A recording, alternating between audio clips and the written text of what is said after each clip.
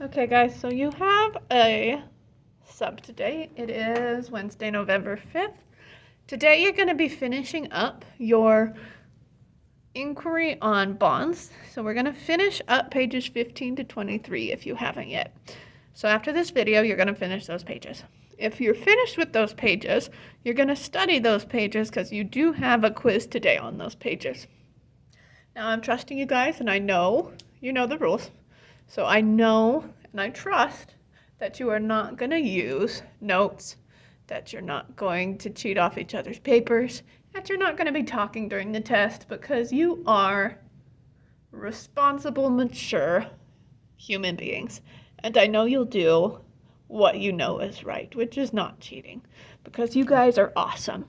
So first thing you're going to do is you're going to finish pages 15 to 23.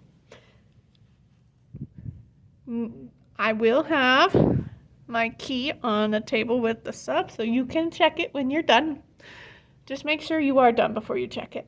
I did want to review a couple things with you that are super important with this activity, though. So there are, remember, 3 types of bonds. There is ionic, metallic, and covalent.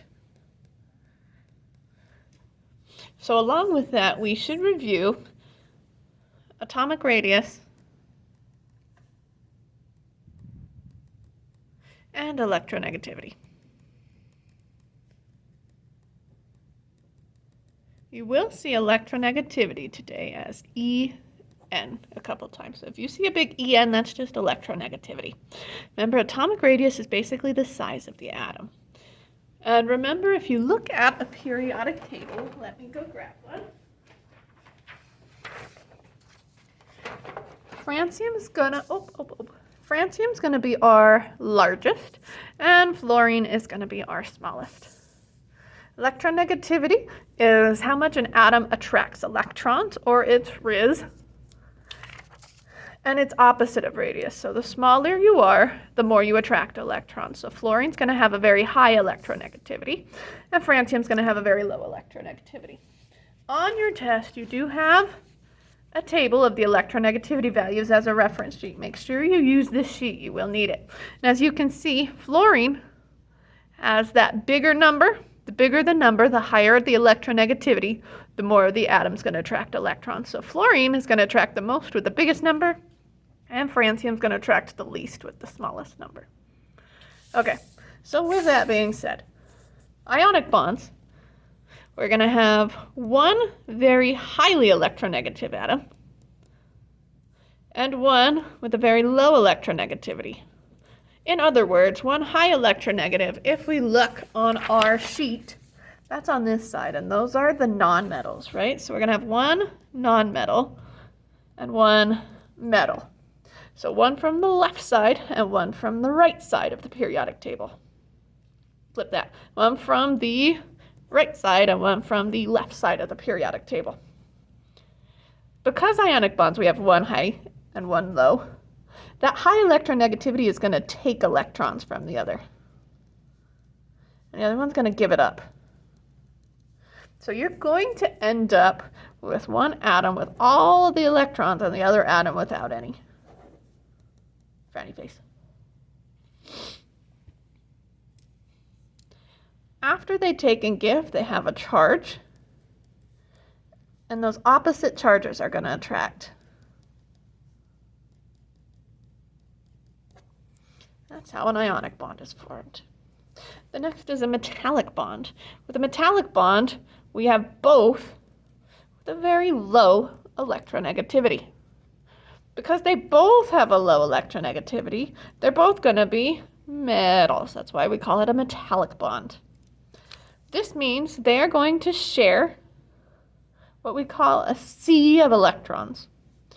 So if you look on page 9, not page 9, I don't remember what page it is, but question number 9, the question that had the ionic bond, it's going to be the one where all the electrons are shared evenly all over the bond. So that one's going to be the metallic bond. And finally, covalent is when you both have not a low electronegativity, but a very high electronegativity. So we had one where they were both metals, so this one's where they're both going to be non-metals. Because they're both having a high electronegativity, they're going to share electrons, but their sharing is going to be more like a tug of war. They're both going to pull on the electrons to share it like a tug of war. So it's not going to be a nice sharing like this. It's going to be more like that, with the electrons being pulled between the two. Okay. So you'll have a question that looks like question number 9, like I've said. You'll have a question that looks very similar to page 18. So make sure you look at page 18 and you understand it. And you will have a question where you will have to do some math with these electronegativity values. Remember, will have to subtract them. And remember those differences on page 20. Hold on, let me look.